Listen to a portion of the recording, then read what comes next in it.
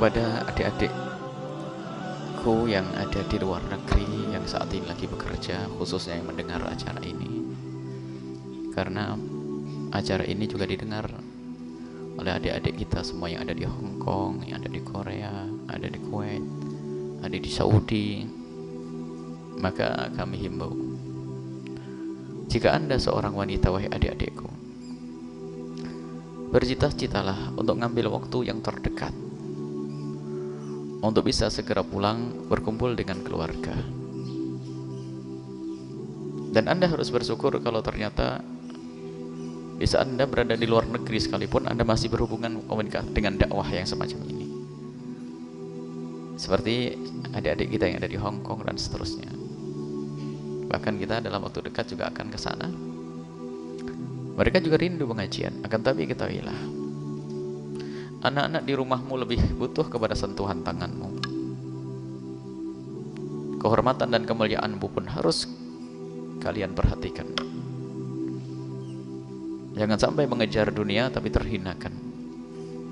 Ini harus jadi bahan renungan setiap saat untuk adik-adikku yang ada di mana, di luar negeri sana, yang jauh dari orang tua. Kehormatanmu, kemuliaanmu, ketahuilah kebahagiaan yang sesungguhnya adalah di surga nanti.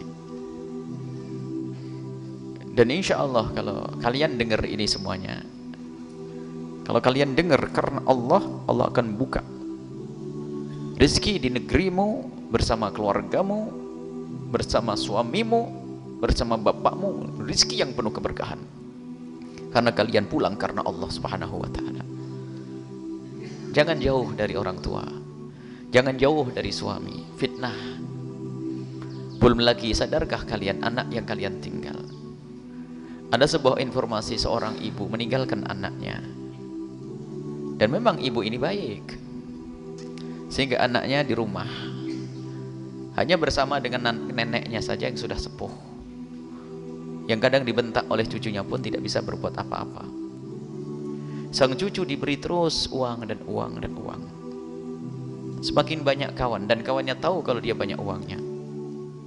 Mulai berkenalan dengan dunia yang tidak baik, mabuk dan seterusnya. Hingga terjadilah suatu ketika percekcokan hingga berani membunuh orang lain. Ibunya ada di mana? Ibunya ada di tempat yang jauh. Bahkan ada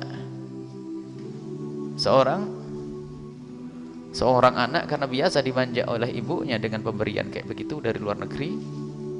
Giliran bapaknya, giliran ibunya atau ibunya pulang, kan pengaturan ekonominya kan semakin, kalau dulu kan hanya diberi karena mungkin faktor kangen, faktor sayang, faktor merasa meninggalkan anak, jadi duit diberel-berel begitu saja. Tapi giliran ibunya pulang mulai diatur itu sudah mulai protes karena sang anak tidak punya akhlak, tidak punya pendidikan.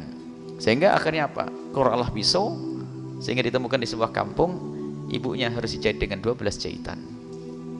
Lihat, pendidikan itu penting wahai adik-adikku yang sekarang ada di luar negeri. Anak-anakmu ada di mana? Dan bagi yang ada di negeri ini, wahai adik-adikku semuanya, jangan bercita-cita untuk pergi jauh.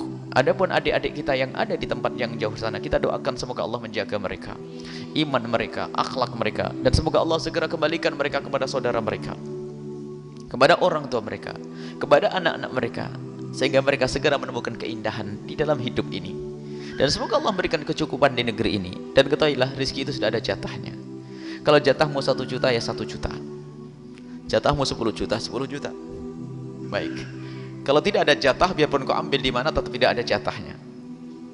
Orang menganggap jatahnya semakin banyak di negeri orang. Oh enggak, kalau jatahmu 1 juta, di negeri orang dapat 10 juta, jatahnya 1 juta. Tak-taunya bisa berangkat ke luar negeri dapat jatah 10 juta, naik. Oh enggak naik, tetap jatahmu 1 juta. Kenapa? Dikirim ke anak pun enggak jadi apa-apa, dipakai untuk mabuk seterusnya. Tetap yang utuh adalah 1 juta. Maka lebihnya itu tetap jadi neraka nanti. Jatahnya jatah sudah. Maka ambillah jatah dengan kemuliaan.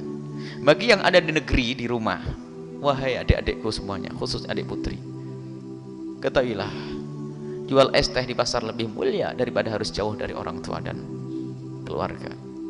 Pergi ke sawah adalah mulia. Kenapa harus gengsi? Bermasalahnya tadi itu, bangga-banggaan, pengen segera punya rumah, pengen segera punya mobil dan motor. Dia mengira bahwasanya kebahagiaan dengan motor. Alangkah banyaknya dan alangkah banyaknya dan alangkah banyaknya percekcokan keluarga setelah terjadi salah satunya pergi ke luar negeri. Akhirnya seperti itulah, perceraian, permusuhan, pertentangan. Dan yang ngadu ke kami bukan 10-20 orang, kalau dihitung mungkin ratusan, bingung membuat jadwalnya nanti. Jadi apakah tidak belajar dari yang demikian itu? Jadi ada, karena apa, mohon maaf, suami misalnya